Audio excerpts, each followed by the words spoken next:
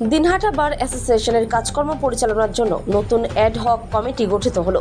বিগত কমিটির বিরুদ্ধে সব পত্র সহ নানা অভিযোগ তুলে সাংবাদিক বৈঠকের পাশাপাশি নতুন যে আজহক কমিটি ঘোষণা করা হয়েছে সেসব তুলে ধরলেন নতুন কমিটির নেতৃত্ব। কোচবিহার থেকে সুমন মণ্ডলের রিপোর্ট, বিগ নিউজ বাংলা। আমি সুদীপ মণ্ডল, দিনহাটা বার অ্যাসোসিয়েশনের আইনজীবী এবং বর্তমান যে আমাদের অ্যাডহক কমিটি হয়েছে তার সেক্রেটারি। তো আমার ক্ষুদ্র বক্তব্য, যারা দিনহাটা বার অ্যাসোসিয়েশনের উকিলবাবুরা রয়েছেন বয়স্ক, সবাইকে আমার প্রণাম।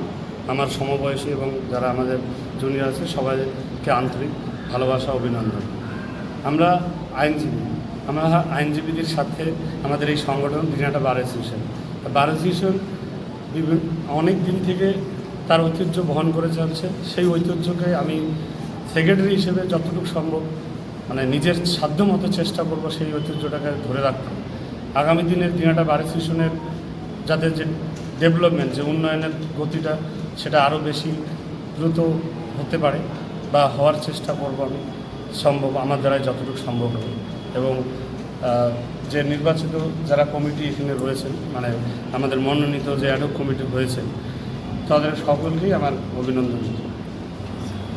তো বিশেষ করে কমিটি অ্যাসোসিয়েশনের এই অ্যাডহক কমিটির যিনি সভাপতি হয়েছেন সম্মানীয় শ্রী বিক্রমাদিত্য সরকার, ভাইস প্রেসিডেন্ট মুনমুন সরকার দিদি রয়েছেন, আরেকজন ভাইস প্রেসিডেন্ট রয়েছেন রিতেশ শর্মা দিদি, আর সেক্রেটারি সেটা হচ্ছে আমি সুদীপ মণ্ডল, অ্যাসিস্ট্যান্ট সেক্রেটারি সম্মানীয় রাধাবল্লভ বর্মন, ট্রেজারার যিনি কোষাধ্যক্ষ উনি সম্মানীয় শ্রী সঞ্জয় সূত্রধার, অডিটর মানবেন্দ্র সরকার, উৎপল বর্মন, রঞ্জিত রায় সরকার। আর আমাদের এই কমিটির যারা অ্যাডভাইসারি কমিটি অর্থাৎ যারা আমাদেরকে দেখভাল করবেন, তাদের মধ্যে সিনিয়র যিনি রয়েছেন লাইব্রেরিয়ান একজন রয়েছেন উনি কাবেরী চক্রবর্তী, অতীশ ঘোষ ঠাকুর সিনিয়র মোস্ট উনি লয়ার, রতন কুমার কানু, চন্দন ঘোষ, সৌগত দাস, লিপিকা দত্ত, ভূগ রায়, কিয়া বর্মন। এরা আমরা কমিটির উপদেষ্টার মধ্যে রয়েছে। বৈঠকটা হলো মূলত গত 17/3/2026 প্রিভিয়াস যে কমিটি ছিল, কমিটির মেয়াদ শেষ হয়ে গেছে।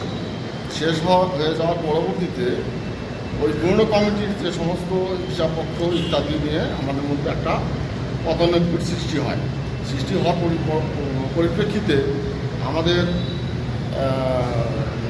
নর্মালি ইলেকশন বেসিসের উপরেই আমাদের কিন্তু এই কমিটি ফর্মটা করা হয়। কিন্তু যেহেতু আমরা প্রিভিয়াস কমিটি থেকে আমরা পূর্ণাঙ্গ কোনো হিসাবপত্র পাইনি, না পাওয়ার ফলে আমাদের বার অ্যাসোসিয়েশনে এক প্রকার এতদিন যাবৎ ওই 17/3/2026 তারিখ থেকে অভিভাবকহীন অবস্থায় পড়ে আছে। এমতো অবস্থায় বিভিন্নভাবে আমরা অভিভাবকহীন হওয়ার ফলে আমাদের বারে একটা বিশৃঙ্খল পরিস্থিতি তৈরি হয়।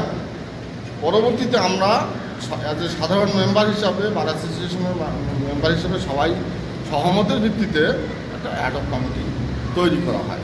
সেই অ্যাডহক কমিটির 16 জন টোটাল মেম্বার, তার মধ্যে প্রেসিডেন্ট হিসাবে হচ্ছে আমি বিক্রমাদিত্য সরকার, সেক্রেটারি ভাইস প্রেসিডেন্ট হচ্ছে মুনমুন সরকার এবং রিতেশ শর্মা।